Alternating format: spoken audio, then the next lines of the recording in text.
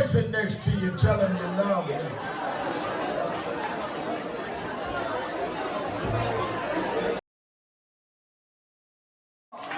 Jumaane, William.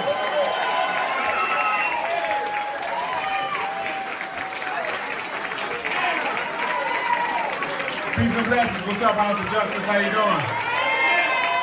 Very excited to be here. I think you just walked out, but I want to make sure I shout out Speaker Hasty and Latrice Walker for the work they're doing around bail reform. They are the primary reason they haven't walked back there. So I want to make sure we shout them out.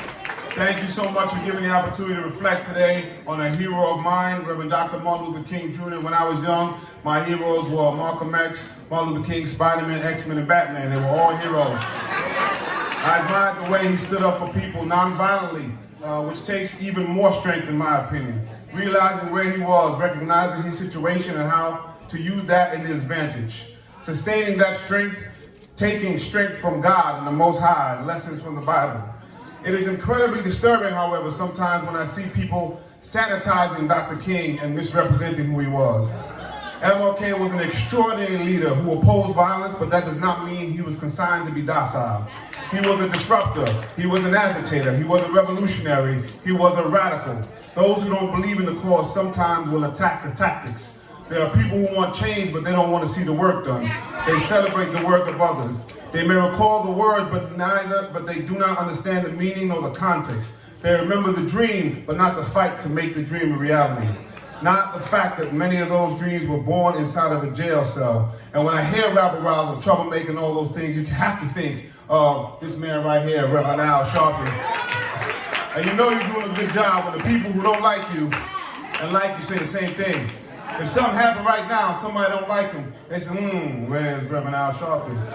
But somebody who knows who he is and want him, if something happened right now, say, what the hell is Al Sharpton? We need him right now to make this thing happen. People use this misinterpretation to attack modern acts of protest and dissent. Dr. King himself never condemned protests and dissent in the streets and the young people. And don't let them fool you. We got to choose between Malcolm X and Martin Luther King. They were both revolutionaries. And by the way, they were both killed violently.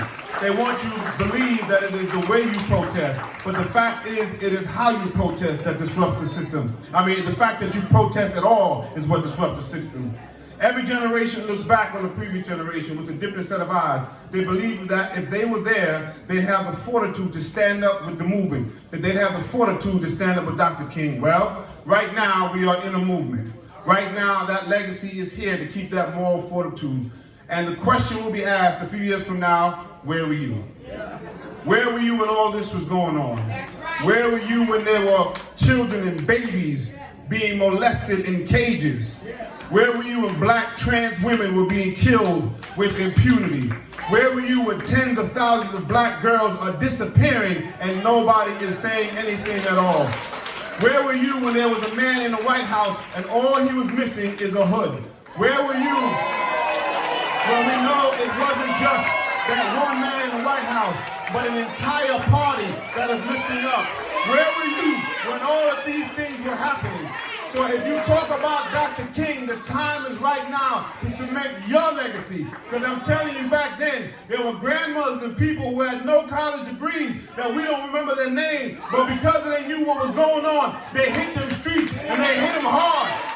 And I want everybody here to be remembered in that legacy. When you say, what did you do? You can say every damn thing I could to make sure we came to the next generation. Now, recent events in the last week saw anti-Semitism on the rise and bigotry has been on the rise in our city and our state. It is in these moments like these, that our society must commit to work even harder to find common ground and provide a space for healing and honest conversation. In the Daily News today, I recommend you take a read. I talked about James Chaney, Michael Sherner, and Andrew Gordon. 3 civil rights workers, 1 black and 2 Jewish men brutally murdered by members of the Ku Klux Klan in Philadelphia, Mississippi on the night of June 21st, 1965. This points to the historical reality that the communities have worked together to address societal ills. That means we must raise our collective voices together, not only to condemn instances of anti-Semitism, but racism and all bigotry, not one without the other, and create meaningful platforms to have dialogue to address the underlying causes of these incidences. We will not allow people to talk about anti-Semitism against bail reform and the black and brown bodies that will be saved.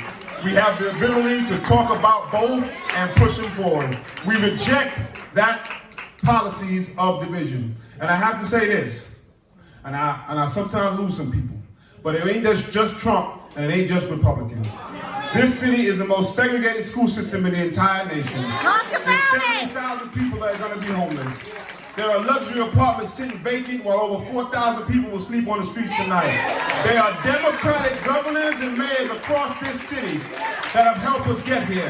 And I want the Democrats to be held accountable too. This week, as we celebrate the memory and legacy of Dr. Martin Luther King, I ask my fellow New Yorkers to look beyond slogans, look beyond euphemism, stand for the revolutionary king, stand for the radical king. As he said, let us rise up tonight with a greater readiness. Let us stand with a greater determination. Let us move on these powerful days, these days of challenge to make America what it ought to be. We have an opportunity to make America a better nation. Let's get to it. If you're going to speak his name, be about it. Some people got to keep his name out their mouth. Peace.